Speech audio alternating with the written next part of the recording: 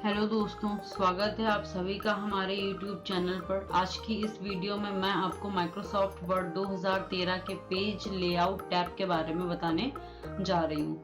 तो आइए स्टार्ट करते हैं। सबसे पहले तो वर्ड को ऑन कर लेना है, blank document. Page layout tab में फर्स्ट हेडिंग है आपकी मार्जिन की। देखो मार्जिन का क्या है, जैसे कि हमने आपको जो सबसे पहली वीडियो है हमारी ऑफिस बटन या फाइल बटन की, तो उसमें भी मार्जिन के बारे में बताया गया है। यहाँ पर भी देख लेते हैं। तो मार्जिन में है नॉर्मल। नॉर्मल में आप देख सकते हैं टॉप पे भी 1 इंच छूटेगा, लेफ्ट में 1 इंच, बॉटम राइट सभी जगह।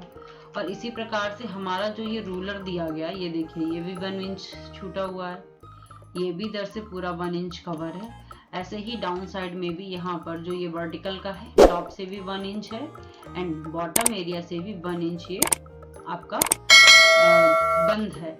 अब मार्जिन ये एक हो गई। अगर हम नैरो की बात करेंगे तो बहुत ही कम होगा। अब देखो ये दिखेगा कैसे, तो पहले तो हम थोड़ा सा मैटर लिख लेते हैं और हमें यहाँ पर डाटा दिखेगा। अब ये है आपका नैरो मार्जिन। तो देखिए साइड में इस प्रकार से ये मैटर बहुत ही पास में लिख रहा है।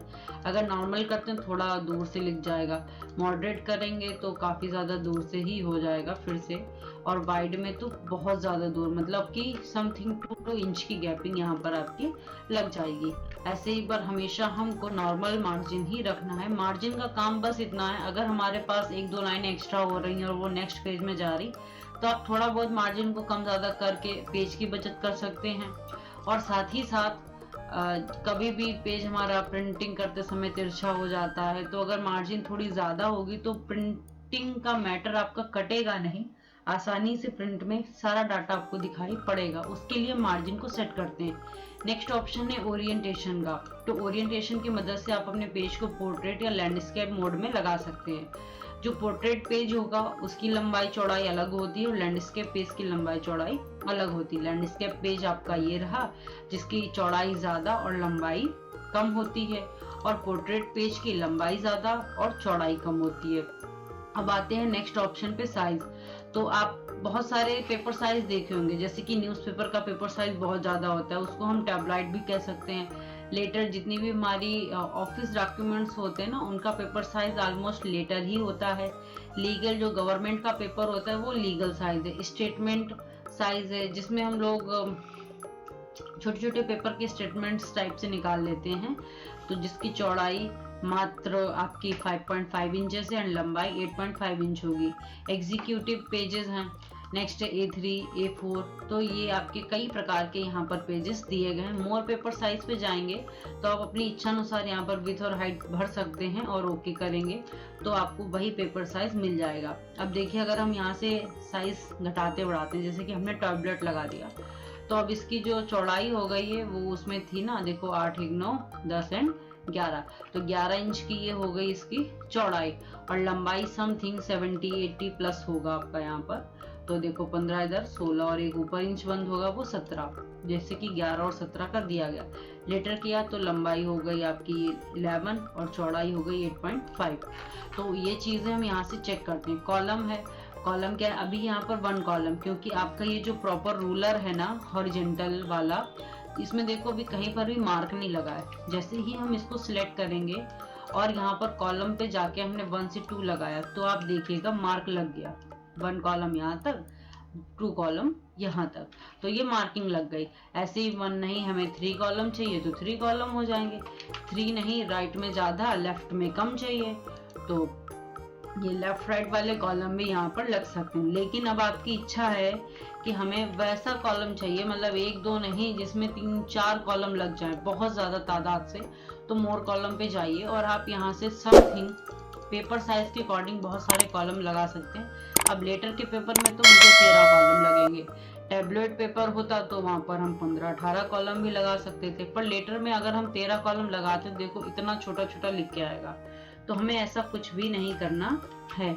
हम आराम से आप 3 से 4 कॉलम तक यहाँ पर लगा लीजिए। 4 कॉलम, चारों कॉलम की अलग अलग मार्जिन भी आप सेट कर सकते हो, किसकी क्या रखनी है वो सारी चीजें ओके करेंगे, कॉलम लग जाएंगे। अब ये कोई लाइन यहाँ से बंद हो रही, कोई लाइन आगे से बंद हो रही, जबकि न्यूज़पेपर में सभी लाइनें प्रॉपर एक जहाँ से एंड है वहीं से ही अगली लाइन की स्टार्टिंग आपको देखने को मिलता है। इसको सेट करने के लिए यहाँ पर हम जस्टिफाई मोड लगा सकते हैं। आपको होम टैब में शॉर्टकट की पढ़ाई गई थी, Ctrl+J, आसानी से जस्टिफाई। तो देखिए सभी कॉलम्स जो हैं वो ऑटोमेटिकली सभी लाइन में आपस में बराबर चल रहे हैं। तो इस प्रकार से हम यहाँ पर कॉलम्स लगा सकते हैं। अब अगर आपको कोई हेडिंग अलग से दिखानी है, जस्ट की बहुत ही अलग है, तो हम चाहें तो यहाँ पर अलग से भी किसी हेडिंग को दिखा सकते हैं। पहले तो अलग से हेडिंग दिखानी तो आप इसको 1 कॉलम कर दो, जो ये ऊपर वाला पॉइंट है अब उसको सिलेक्ट करने दीजिए, बाकी को आप देखो सिलेक्ट करो और यहाँ से कॉलम में कन्वर्ट कर दीजिए। ये कॉलम लग गया। ऊपर वाली हेडिंग आप जैसे भी चाहो वैसी हेडिंग के रूप में क्रिएट कर सकते हैं। और ये देखिएगा कलरिंग एंड स्टाइल हो गया। अब हमने बहुत जगह देखा है यहाँ पे लोग फाइल फोटो करके लगा देते हैं, तो हम भी इंसर्ट की मदद से लगा लेंगे। शेप पे जाना है, यहाँ पर शेप बना देना। अब ये शेप आसानी से इसको कवर ना करे, हट जाए, तो हमें वेब टेक्स्ट के द्वारा थ्रो करा देना है, ये हट जाएगा। अब इसमें हमें एक फोटो लगानी है, तो शेप फिल पे जाएंगे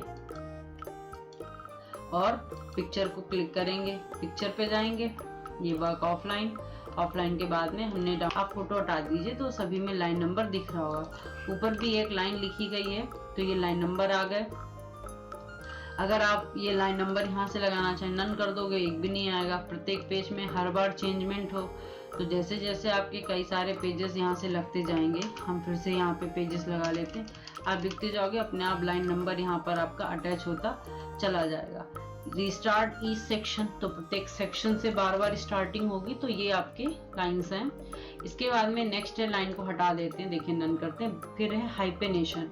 हाइपेनेशन का यूज करेंगे, नन है। नन का मतलब लगे ही ना, ऑटोमेटिक जहां जहां भी उसे खुद ब खुद यूज होना है, ऑटोमेटिकली हाइपेनेशन मार्क लग जाए। अब हाइपेनेशन मार्क होता क्या है, जैसे कि हम यहाँ पर कुछ भी हेडिंग्स लिखते हैं, यहीं पे हम लिख रहे हैं पेज हेडर, ठीक। तो अभी हम लिख रहे हैं इसको, और लिखते लिखते पता चले अचानक जो है हमारा डाटा कुछ हो रहा है, तो यहाँ पर आप देख सकते हैं छोटा सा मार्क लग के आया है। ये मार्क जो है वो यहाँ पर लग के आया हुआ है आपका। तो इसको हम मार्क, हाइपेनेशन मार्क के नाम से जानते हैं। ये ऐसा है, आप लिखते जाओगे तो ऑटोमेटिकली आपका हाइपेनेशन मार्क अटैच हो जाएगा। अगर यहाँ पे कहीं पर इसकी रिक्वायरमेंट आती है तो आपका अपने आप अवेयर ये लग जाएगा, ऑटोमेटिकली हाइपेनेशन मार्क यहाँ पर अटैच होता है। आप ये हाइपेनेशन मार्क भी यूज कर लेंगे, नन कर देंगे तो नहीं लगेगा। मैनुअल करेंगे तो जहां जहां पर हाइपेनेशन लगाया है उन जगह पर मैनुअली आप अपने हाइपेनेशन मार्क की लिमिट को सेट कर सकते हैं कि हमें हाइपेनेशन कैसे यूज करना है। नेक्स्ट ऑप्शन है आपका इंडेंट, लेफ्ट एंड राइट। तो इसका यूज भी हमने होम टैब में किया था, जो ये ऑप्शन थे, increase indent and decrease indent. फिर से इसका यूज मिल रहा है लेफ्ट एंड राइट का। तो ऐसे आप देखिए लेफ्ट साइड मैटर बढ़ जाएगा, राइट करेंगे तो राइट साइड आ जाएगा। एंड इन सबको हम आसानी से नॉर्मल करना है, तो क्या करना है, सिर्फ 0 एंड इसमें भी 0। तो आसानी से ये आपका लेफ्ट एंड राइट वाला मैटर भी हो जाएगा। ये मैटर हमारा यहाँ से सेट हो जाएगा। नेक्स्ट ऑप्शन आता है आपका